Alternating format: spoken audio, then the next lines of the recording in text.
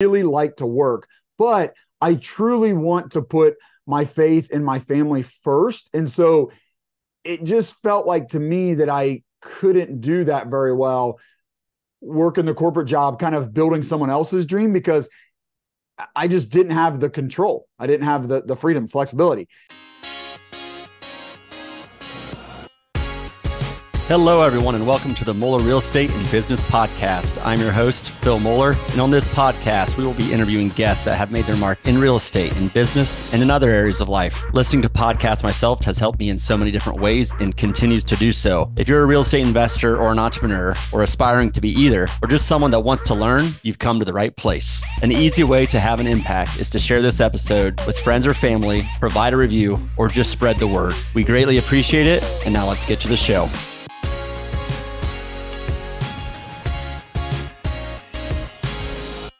All right. Hey, everyone, and welcome to the Moeller Real Estate and Business Podcast. I'm really excited today to have Lee Yoder as our guest. Lee Yoder is from the Cincinnati, Ohio area, age 37, so a relatively young gentleman. Lee was a practicing physical therapist before he got into real estate, but now he focuses on real estate full-time. He has had 5 properties in over 100 units that he has successfully exited, and they currently have 4 active properties in the southwestern Ohio area. Lee also hosts his own real estate meeting and has hosted a podcast for several years. And honestly, he's just a guy that I've gotten to know over the last couple of years, and all around great guy. So Lee, welcome to the show, man. How are you doing today? Doing great, Phil. Excited to be here. Thanks for that kind introduction. Awesome. Well, Lee, I know you well, but I would love for our guests to get to know you better. So tell us, let's go back to real estate, and maybe even a little bit before real estate, and kind of just what is your story and what was your mindset and why real estate? Yeah, sure. So I'll take you back to 2012, 2012, I became a physical therapist. I had to get my doctorate, so I had to go to school for a long time. Became a physical therapist. By 2016, I was actually not doing any physical therapy. I was working with a startup company in Cincinnati that's a staffing company. I came on as a physical therapist, but then I came in the office and I was a clinical director and kind of working like a director of operations role. I really enjoyed this work because I was like building a division within the startup company. So this was when I started to learn, Phil. I think that I feel like God created me to have this entrepreneurial spirit, and I was really able to kind of utilize that in this job. And I was building something, not doing any physical therapy, and really enjoying it. But I didn't love the job as far as my family was concerned. And for me, my faith and my family really do come first. So when it didn't feel like it fit the life that my wife and I wanted, it felt like, well, this isn't a long-term fit then. We had a couple young kids at the time, and we're just, so that's a big transition for people. Some of your listeners might be in that. And we're like, how do we want to design our life? And we really wanted to design our life and then make work fit into that. And it felt like this corporate job didn't fit. So I considered going back to doing physical therapy. And what I was doing before was home health physical therapy, where I drive around to elderly people's homes. And that was a great job for the family, but I did not enjoy it. It was not fulfilling. It wasn't challenging. It wasn't exciting. So I just felt like okay, are these my two options: to do work that I find enjoying and fulfilling and challenging, but it's not good for my family, or to go do work that is great for my family, but I'm like bored and not challenged and fulfilled? And so I was really looking around at like what else is out there. And I like telling this part of my story, Phil, because I think there's probably a lot of people that can relate to this on one end of the spectrum or not. And, this was pre-COVID, but I met with a good friend of mine who was already in real estate full-time. And what he said was, Lee, can you do your job from home? Can you get more flexibility in your job? And I could not. And with that climbing the corporate ladder, kind of director of operations, that was not an option. But if I would have went back to home health physical therapy, that was an option. So that's when I decided, well, maybe that's my route, is to go back to that job that does have the flexibility. I wasn't working from home, but I'm driving around a lot, really on my own, making my own schedule. And I thought if I do that, then I could start this real estate side hustle, because I read Rich Dad Poor Dad, met with this friend of mine, but then also met with other people and was thinking like, I think real estate is what I want to get into. Don't know, but if I do home health, I can do it on the side and let's see. So at the end of 2016, I left that corporate job, got into went back to home health physical therapy and started a real estate side hustle, flipped a house, got a duplex and then got into multifamily. But yeah, the mindset behind that, Phil, was how can I do work that I enjoy and is challenging and fulfilling, but fits the life that my wife and I wanted for our family. And ultimately, real estate has proven to be that. I'm not living the dream quite to the level you are, Phil, but I'm on my way. But no, it's and you have all the same challenges, Phil. But man, it's my wife and I, so, like we have some pinch me moments where like we really do like it's very challenging in different ways, but we have a lot of flexibility, a lot of freedom, and I love the work. So that's where we're at today. By the way, I literally wrote down before you said I wrote down like the flexibility of it. So there is a lot to unpack there. So first of all, yep. We're very similar in that corporate careers. Like I liked what I did. I loved working with the people I worked with. Yeah. But it just wasn't like, man, am I really passionate about this? Am I really passionate about climbing the corporate ladder? And I think the message for a lot of people is, first of all, if people are passionate about that stuff, go do it and do more. And if you're doing something, learn as much as you can during the process. But honestly, this life design comment, like, tell me more about that. Like, what does that mean? Like, what elements of life are you like? Did you want to design then? Like, what were you thinking about, and how do you think about that now? Yeah, the way I think about it feels like I believe I was created like I love to work. So, and I think that was part of God's design for me. I really like to work, but I truly want to put my faith in my family first. And so it just felt like to me that I couldn't do that very well, working the corporate job, kind of building someone else's dream, because I just didn't have the control. I didn't have the freedom, flexibility. And being an entrepreneur, I just feel like it really fits me because you have to work really hard at it. Like I might work more hours now. Some weeks, some weeks definitely not. And and maybe I don't, but even if I do, it's when it works for me. So I like getting up early. I often work early in the morning. Sometimes in the evening, my wife and I are still working and talking and game planning because she works in the business with me. But we homeschool our kids. It's a hybrid homeschool program, but I'm involved in that. I'm home most days. We went up to the property over Thanksgiving break to give our on-site staff some gifts, and my wife and kids came with me. So we were working that day, the day before Thanksgiving, but then we go out to eat together at Cupie's, which I'd been telling them about, famous hamburger joint up there. So that's what we're looking for is I want to work really hard, but I want to have more control and more flexibility in it. Yeah. It's interesting. I talk about this or think about this, and Marcia and my wife have a discussion, but the difference in Sundays for me is like Sunday evenings thinking, okay, I have to go to work tomorrow versus I get to has been a shift.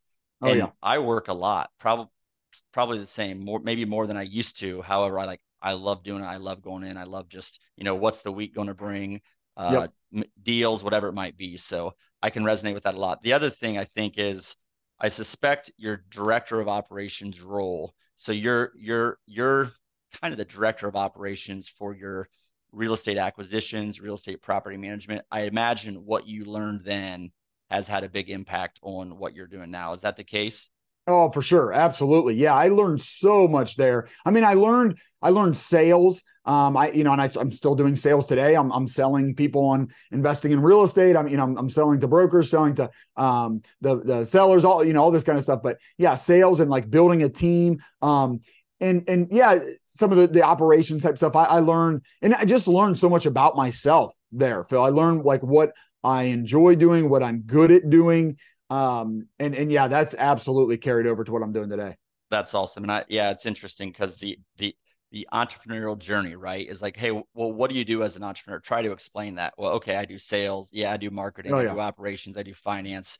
I manage people, payroll, all those different things that you're dealing with. So I would imagine that what you learned then had a great impact on what you're doing now because you have a great real estate business. So awesome. Well, so that's kind of your backstory and really honestly a big shift. Actually, let's talk about that. Like what fears did you have in, I think you said 2016 when you started the real estate hustle? And I don't know if that's when you quit your job but talk through that transition and like, what was your mindset and just put yourself in your shoes back then. What were you thinking?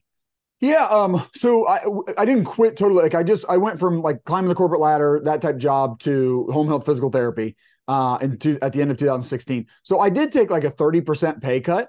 Um, so that was a big deal, but I didn't have like that many fears around that because, and this is important. I mean, sometimes to be able to take risks and to be able to go after something, you need to set yourself up first. And my wife and I had set ourselves up where we had a lot of savings and we weren't spending all of our money. So when I took a 30% pay cut, it did not change our lifestyle. And that's important because some people, and I would have to put this in quotes, like can't go do this, go start a real estate side hustle because they have no money because they spend all their money. And I would challenge those people that maybe you shouldn't spend all your money and save some. So that might be your Right. first step. And there's a lot of elements to that. It's not just Yes. savings. It's how much are you spending monthly? How much are you bringing in monthly? What Yeah. do you have in your savings and liquidity? What assets do you have that you could leverage to exercise if you needed to? Like you just, I mean, I remember going through that process and quite frankly, probably overanalyzing it, but it's not just one thing. There is some planning that needs to happen around that for sure. Absolutely. Yeah. So I didn't have too many fears about leaving. And then because we just started real estate on the side. Now, once we started, we did a flip first. My wife is not a risk taker. She liked my physical therapy job. Like, just do that, Lee, for the rest of our lives. Like, because again, we had a lot of flexibility. It was good. But she also knew I wasn't passionate about it. And so she wanted to see me thrive in what I was doing. So she did ultimately support the real estate stuff. But she had a lot of fears around us just like losing money. When you're the starter, when you're the entrepreneur, and a lot of people don't understand, it's like all of the money is like we're putting all the money out. We're taking all the risks. So there's a lot of reward there, but we're taking on all the risk. I mean, everybody that came out to work on that flip, they're taking no risk. We would pay them half up. I guess they maybe taking some risks that we wouldn't pay in the second half, but like we're paying them half up front. We're paying for all the materials, and then we pay them on the back end, and then they walk away. And whether we make any money on the flip or not, doesn't matter to them. So they're taking on very little risk. For us, it's like we spent money for 9 months, and then 9 months later, we get to find out if we're going to make any money or if we just spent all that money for nothing. So it's really interesting because you talk about other team members and there's a lot of discussion all the time amongst entrepreneurs about like, how do you incentivize people? How do you pay people? Yeah. But I don't hear of incentive plans that, hey, if we lose money, you lose money when you work on this either, right? Like you're always thinking, how do I incentivize profit sharing, whatever it might be, but you're not saying, but if we lose money on this deal, you're going to lose money with us. So that's a really interesting perspective that you have there. Sorry, I cut you off. Yeah, no, that's fine. So, I mean, I would just highlight that as like the fear early on. And then we got a duplex next, and same fears like, okay, we're going to put a bunch of money into this. Are we ever going to get it back out? But then we started renting that. So the first one we just flipped and sold. The next year we did a duplex and we started renting that. And there was fears. I mean, again, more so my wife, she just, she thinks more, but she's also, not as selfish, and she thinks about other people more than I do. So she worries about our residents more than I do, just being honest. And so she was always worrying like, their unit was going to flood and it's going to be our fault and stuff like that. So there was some weight to that. And then just like, are they going to pay? And then what are we going to have to do if they don't pay? But that all went pretty well. But those were our fears around having residents. And then once we went from the duplex up to a 16 unit, that was our third deal. Those fears just escalated. Like, we're responsible for 16 people's homes. And we have to get 16 people to pay us. And what if we have to evict one of those 16 people? So all those fears compounded. And, what really got me over that, Phil, I know this may be something we want to get into, but was I brought on third-party property management. And that teammate, adding that teammate to our team was a game changer and got us over that. When we saw it work, when we saw them make sure those 16 people had a good place to live and make sure those 16 people paid and evicted those people when we had to. When they took on all that, it was like, well, we can definitely do this because we don't have to do that part. Like the main part that was so scary, we didn't have to do that. Yeah. So, I mean, and then I think there's a point where it's shifted to not just you're thinking at that time, how do I leverage other people's time, third-party management, people that know what they're doing, that have done this for years. Also, you eventually got into where you're leveraging other people's money. Before we kind of go there, the last thing I'll say is, of all those fears you thought about and planned for on the 16 unit, how many of those came to fruition? I mean, to a very small, none of them as much as like to the full extent of our fears. So I won't Yep. say that like we didn't have some issues. But yeah, everything went well. And I think we ended up providing a very good place for those 16 people to live. And that was really rewarding. I mean, so we Yep. saw kind of the other side of that actually. And that's what made us want to do more. Yeah. And I mean, interestingly, our first property that we kind of brought in locally was a 16 unit. And I Yeah. remember us saying, okay, we're going to take this on a self-management and all of the fears that we had of everything that could go wrong and trying to plan for it. And then we realized two things after the fact. First, almost, yes, we had issues and challenges, but for the most part, those larger fears didn't come to fruition. That's the first Uh-huh. thing. And second, as issues come up, you still have time to figure it out. It's not like, Yep. oh, an issue comes up and I had to figure it all out before, because there's no way you're going to guess the right issues, quite Yep. frankly. So, Right. really interesting. Talk me through then the 16 unit. What was the next big jump for you? Yeah, the next big jump would have been when we started raising money and syndicating. So Yep. we got that 16 unit, we got an 8 unit and a 10 unit. We did all those in 2019. Owned them all for just over a year, sold them all when you know, our government printed a ton of money and inflated asset values. We sold all three of those, and that's what allowed me to go full time. So I went full time into real estate at the end of 2020, and already like all through 2020, I was on the road. I started my podcast beginning of 2020, like the spring, and I was like, I'm gonna raise capital. So I was putting all that into place all through 2020.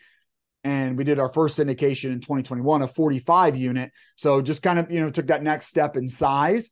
And we started raising money, and that was the next big step. And I know you've had a lot of success. Again, I mentioned on the intro, but I think 5 exits of apartment complexes. That doesn't include like flips and other things, but 5 Yeah. exits. So that's phenomenal. And congratulations to you Oh, and your thank you. investors for that. And 4 really nice assets. I think you still hold larger too. Of the 5 you had were like maybe on average 15 to 20 units, whereas I think now your average is probably closer to 100 units. Is Yeah, that right? exactly. Yep. You got it. What have you, why that shift? So why not more 16, 48, whatever it might be? What actually, a lot of your assets look to be right around this 96 or 100 unit size. Tell me about that. Yeah, I'll give you two reasons, Phil. One, if you want to scale, if you said like, well, I want to own 1,000 units because I've run the math and I'm going to make this much off per unit, and I want to bring investors and they'll make this. Like, so if you've done some math and you decide like, I want to scale, I want to own units. Well, just as you can imagine, if I want to own 1,000 units, 110 units is going to be a lot harder to find, purchase, put together than 10 100 unit properties, right? So I'd rather do 10 transactions than 100. So that's one part of it because it's a lot. I mean, like putting together a 10 unit, it's still a lot of work. It's a lot of work to find it. It's a lot of work to get the buyer to accept your offer. It's a lot of work to go get debt on it. And if you have to raise some money, it's a lot of work to raise. Now, it's a little bit more work to do that on a 100 unit, yes, but not 10 times, not even close. So that's one reason. And then the other reason is management. From what I've seen and learned in my, I'm still, not a veteran, not no all-star at this by any means, but it is easier to manage a 100 unit than a 10 unit. And because, in my opinion, you can put some people on site. So if you owned 10 units and you had one maintenance guy hired, the odds of those 10 unit properties being on one street or even in one area of town or even in one town are pretty low. Likely they're going to be spread out. So your one maintenance guy is going to spend a bunch of time driving. If he can show up at 100 unit property, he's going to spend almost no time driving. I mean, he might go to Home Depot or Lowe's once a day or something, but no time driving. So he's going to be so efficient that likely he's going to be able to do all the maintenance requests and work on some unit turns for you. So that's one example of just like why it's easier to manage. So for those two reasons, I just intuitively, like before I even knew what I thought I knew, like, when I was getting started, for those two reasons, I wanted to get into the bigger stuff. I think the other element of that is, so first of all, those are two great reasons. And honestly, our stories are very similar, like single family, maybe duplexes, larger properties, and then even larger properties, right? And for those two reasons you just said, I think they make a lot of sense. I think the other element of is when you take on risk, like sizing that risk to what you can absorb financially, but also your experience and what you know. There's a lot of people in the last couple of years that perhaps went into their first 100 unit, 200 unit, $20, $30 million deal. and it was their first deal because they went to some educational program. Yeah. Yeah. Um, I think the difference in how you did it is maybe you wanted to go to 100 units right away, but you didn't do that. You learned with a single Right. family, a duplex, 16 Yeah. units. It's important. And I think whether it's real estate, business, whatever you're doing, step into it, educate yourself on it through the way, but don't, you know, sometimes the home run at the first at bat isn't the right thing to go for. So I don't know if that was part of your thought process, if that was planned, or if Oh, that's for just kind of sure. how it Yeah. Yeah. evolved. Yeah. I didn't feel comfortable. Yeah. I just felt like you have to take one step at a time. And yeah, we did 1 unit on a flip, then we did 2 units, then we did a 16 unit. We did a few other small multifamilies, and like you said, we had a lot of success on those. The market was a huge part of it. I mean, I think we did a good job, and then the market like tripled the return that we should have made. But we got it, and we worked with the property management company, and it was like, okay, now we can do this a little bit bigger and jump up to a 45 unit, and we feel comfortable bringing in more investors. I wouldn't do it any other way. The only way I'd tell people that, because like I just think you have to have experience, but you could be somebody else. Like if you did partner with somebody, if someone brought me a deal, Phil, and they said, I want to partner with you on this, but Lee, I'm going to use your experience and you're going to manage it. Okay, then technically they went from nothing to getting 100 unit, but it's only because they partnered with me and used my experience. Somebody has to have experience. I think. Actually, that's a great point. And like on our first, we did a 48 unit and we had 3 guys that only had single family experience. We brought in a 4th partner on that one that had multifamily experience. Honestly, he was really valuable. Could have we done it without him? We probably would have figured it out. It probably wouldn't have went as well, but it gave us the comfort level to go do it. So for people that are risk averse, it's not just literally mitigating your risk, but it's also getting you to get over the hump. So good stuff, Lee. This is amazing. So tell us now, you talked through kind of your growth to where you're buying these real estate assets, 100 units, leveraging other people's time, other people's money, leading a small team. What are you focused on today? What is your primary focus, and what are you excited about? Yeah, well, our primary focus and what I'm excited about, maybe those are, I'm very excited about our focus, but then I'll tell you what I'm excited about acquisitions, and that's not our focus right now. Our focus right now is bringing property management in-house. So all the things I said about why it was so vital for us to partner with third-party management and how that was such a benefit, I'm not going to take any of that back. That's all true. And if I had to go back and do it again, I think I'd do it the exact same way. But now that we've been working with third-party management for a few years, I felt like, okay, again, now we have the experience of, because we've just been very hands-on. So yeah, have I ever done the eviction myself? No, but my property management company along with us, like we've evicted, I don't know, dozens of people. It happens. So I know how that goes. And now I know the contacts and I know the attorneys that they use, and we'll use the same guy. So like we learned all these things and now we're bringing it in house. And so that's our focus right now. We own 350 units. And we own 4 apartment buildings, like you said earlier, Phil. 2 of them, we just purchased in the past 6 months. So we brought property management in-house right away on those. And then the other 2 that we were using third party, we're going to bring those in-house. We actually just brought one in last Friday. The other one comes in on January 1st. And so that's the focus. We're standing up a property management company. There's a lot to that. You've been helpful in that, Phil. You have to get the software up and going, and we've got it, and it's going really well. Actually, I have enjoyed it as far as like building the team, bringing people on. That's really fun. I think I mentioned this before. Like I like that part. I like the building up front. I don't like the managing and the maintenance of it. And I've got kind of like a director of operations type guy on the team now that does that, and he's doing a great job. So that's the focus, and that's been a lot of fun. Normally, what I like to do is to buy new property. Well, maybe if you're less focused on acquisitions, I'll be able to find some of those deals because you're focused on operations. Maybe. Don't take find all the good deals.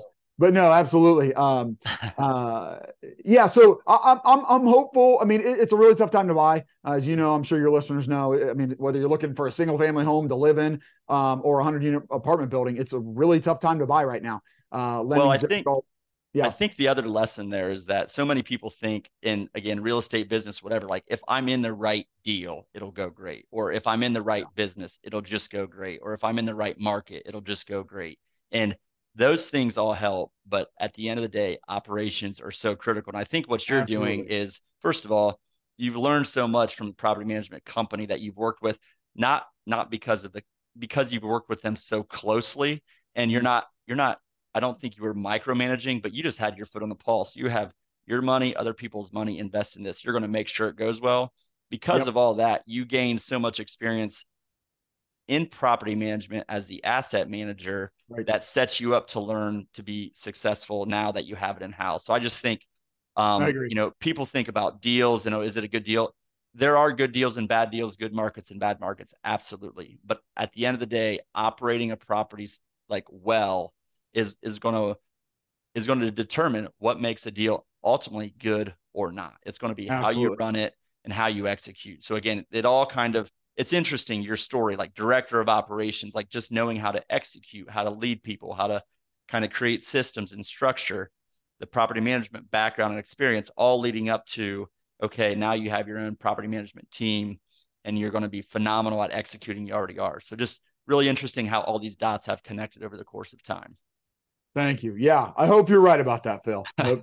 I'm I'm I'm We'll pretty see. I'm pretty confident in that. Well, Thank you. well, good stuff. Yep. And really for the audience, Lee and I have had a lot of discussions on property management and the right strategy. And Uh, when do you take it, bring it in house? How do you asset manage third party companies? And Lee's been also very helpful to me in that process and just kind of brainstorming things. So I appreciate that, Lee. yeah. Oh yeah.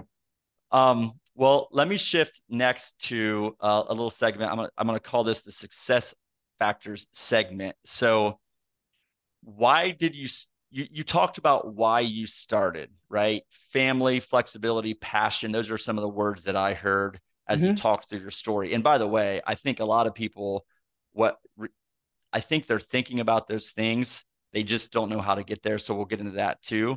But why do you do what you do now? Like what is your vision? What is your purpose? What are you excited about and why do you do what you do? Yeah, man, there's a lot to that. I guess there's several levels. I mean, going back to the beginning, I do it because it fits the design that my wife and I have for our family that we feel like God is calling us to. So it has to meet that first, that it's aligned with our what we believe God's will is for us. So that's it first. Secondly, though, like I just love doing it. If I didn't love doing it, I don't think we'd feel like it's what God's calling us to do because he didn't create me to love to do that. So I think that is, I love doing it. And then, specifically syndicating, Phil, when we got those small multifamilies, we just had like one money partner in on those.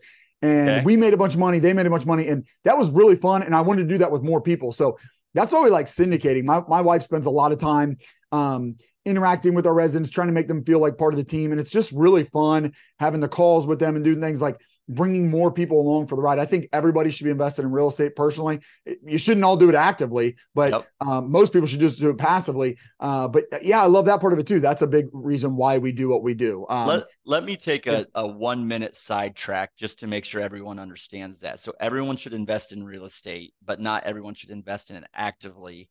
And then we've talked about syndications, but we really haven't explained it. So your website does yeah, a good job of it, and we'll get to that. But at a really high level, I'm, we have a listener that's just listening for the first time, isn't familiar with real estate syndications. What does that all mean to them? yeah. I guess the way I'd explain it, Phil, is if I go and find a 100 unit apartment building and it's $10 million, the bank's going to give me 7 million. I need to raise 3 million. I don't have $3 million. Yep. So I need to bring along some people. So that 100 unit apartment building is like a business. So it's just like a small business on the stock market. And even Apple, they have all the money in the world, but they still let people buy their shares so they can use that money to invest back in the business. And then those people get to benefit in the profit that Apple makes. It's the Yep. same way. So you're buying shares in this 100 unit apartment building by giving us the money, that $3 million. So we'll raise that 3 million and we give you shares of the company. So me and my team get to keep some shares, just like the people that work at Apple and the people at the top, like they have shares. But then everybody that buys stock in Apple has shares of Apple, and so they get some of the profit that Apple generates. It's the same way for a 100 unit apartment building. As we generate profit, whoever gave us money to help us buy it, they bought shares and they get to generate, or they get to enjoy the profit that we generate from that. Awesome. Thanks for explaining that. And I'll go back to the earlier discussion. If you're looking into real estate actively or passively, working with someone that's experienced and a good operator is really, really important. So thanks Absolutely. for commenting on that. You also hit on, to me, one of the other key factors of success is education and your network. you Yep. referenced network a little bit. So let's go there first. What do you do um, to help yourself, to learn from others? Like, how do you connect with folks, and how has that impacted you? It's had a huge impact on me. I started out, I was on Bigger Pockets a lot. I don't really use that website anymore, but Bigger Pockets, there's a RIA, a Real Estate Investment Association, Investors Association in most cities. Cincinnati has a great one. We're kind of linked up with the one in Columbus. I've been a big part of those. My first mentor that really helped me a lot with underwriting and getting in that 16 unit, I met him at the RIA. We have a lot of investors that are part of the RIA, and I've met them through that. So that's been a big one. I've gone to some different meetups.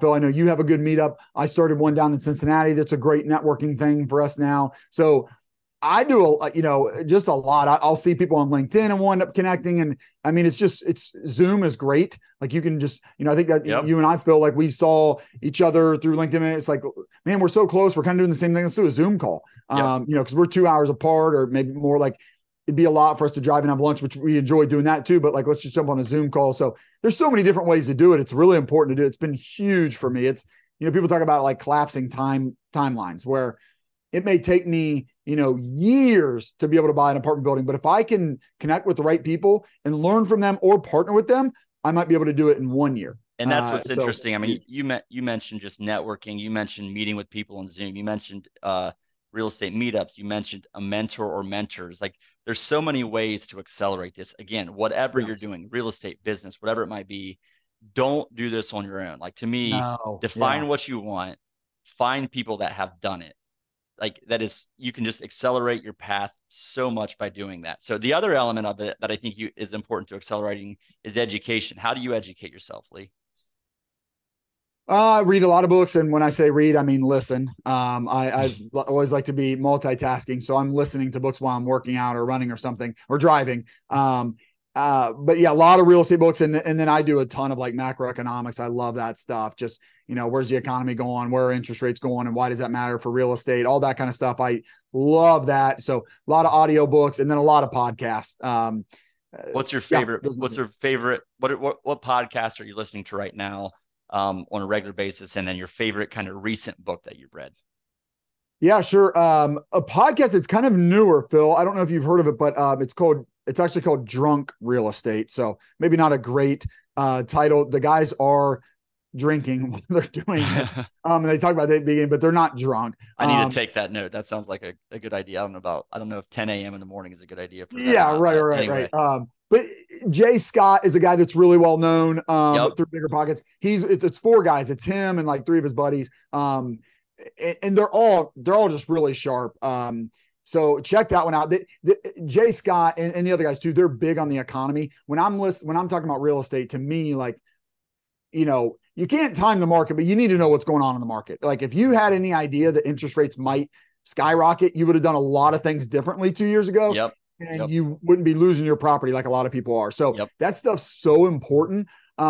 If we get into a recession, it's going to change things a lot for real estate. So you should try to decide if you think like how high of a probability you think there is that we're heading in a recession. So they talk a lot about that on the podcast. I really like that.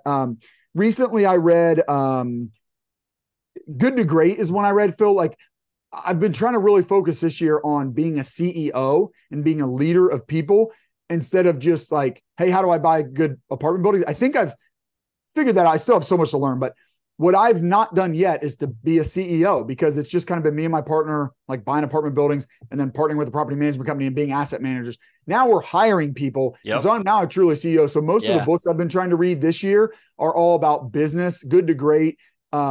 Collins, I think is the Jim guy's Collins. last. Yeah. Jim Collins. Good to Great. Yeah. The Flywheel of Success. Fantastic. Oh man, I Fantastic love book. that book. I was just thinking about it the other day, and I'm like, I want to read that again. It's so good. So I've read a bunch of books like that. That's a really good one. As far as like, by the way, that book not only talks about like how to be a good leader and how to like grow your company, but also I talked about vision, purpose, like why you're doing what you're doing, and it talks about the flywheel of success and like how to try to figure that out in that book yeah, too. So that's just a great read. I love it, man. it I is. love it. Yep. Well, set a purpose, educate yourself, network, take action is the next one. You've clearly taken a lot of action. We talked a lot about the risk and your thought process, but is there any really actions or steps that you took that you're like, looking back, you're of course glad you did, but it was like, what is the single biggest risk you probably took, or just maybe most fearful one? That did we talk about that already, or was there a different one? No, I mean, we kind of did. I think I would probably go back to that 16 unit. That felt like the biggest jump, Yep. probably. Going from a duplex in our hometown. Yeah, we're just managing a couple residents, and we didn't have that much money out on it. And like, it still felt like if everything goes wrong, the worst case scenario is not that bad. When we got the 16 unit, we did partner with my in-laws. So they put up some money. So there was, okay, now if things go poorly, it goes poorly for us and for them. Yeah. We have 16 residents that we're responsible for. It just honestly, it felt like Mount Everest, Phil. It felt like this is so big. Again, partnering. I had a mentor that went in on that with me. I mean, and why I say went in on that, I just gave him 10% for being my You did mentor. the right things there. I mean, it felt Yeah. overwhelming, but you had the experience with the smaller properties. You had the support of other people. You had Yep. mentors. You had partners. Yep. Like when you're taking these risks, and maybe those things weren't just to mitigate your risk, but also again to give you the confidence to go Oh through it. yeah. Like, what have you Oh, even done it absolutely. without it? So Yes. I love Yep. that. The last thing, and you kind of teed this up a little bit with just the good to great, and as you are working to become a CEO and a leader of your organization. You're already a leader, but to grow that, what do you do to either lead, serve, or give to others? Whatever you want to talk about, whether that's business or something else. Yeah, for us, Phil, I just have to. Our foundation is our belief in God, and we try to be Christ followers in all that we do. So it definitely all stems from that. I mean, that's where I try to send myself in the morning with prayer and reading the Bible and trying to be more like Christ to others. And so for us, yeah, a big part of that right now is bringing people on, and we try to truly value the people that work with us, and just to kind of be different to them, that like we truly care about them and their success. And so we're trying to do that. And we try to do that with our residents. We don't give them a bunch of money or anything, but we do gifts here and there. We've got the property that we just brought on, the 96 unit. My wife and our kids and actually my niece and nephew, they're kind of involved. Like they put together these little bags that we're going to give to them that just That's have a so nice awesome. Christmas note in it. And yeah, I mean, And we honestly, the probably, fact that you're getting the kids involved in that, I mean, you do a lot. I yeah, see it on LinkedIn. Make sure you follow yeah. Lee on LinkedIn, but you do a lot. But you're also like, this could be a whole different episode, so we won't go there. But just getting your kids and your family involved in that and seeing what they have and what other people don't, giving them perspective. Like we're talking about in our family, what's our word of the year next year might be perspective. Like how do our kids make sure they understand like what they have and giving them Yes. perspective. So I Yep. absolutely love that. What would you say if you just step back, like factors of success or the one key factor of success for you over the last, just several years that led up to all your success over the last couple of years? What would you say that is for you?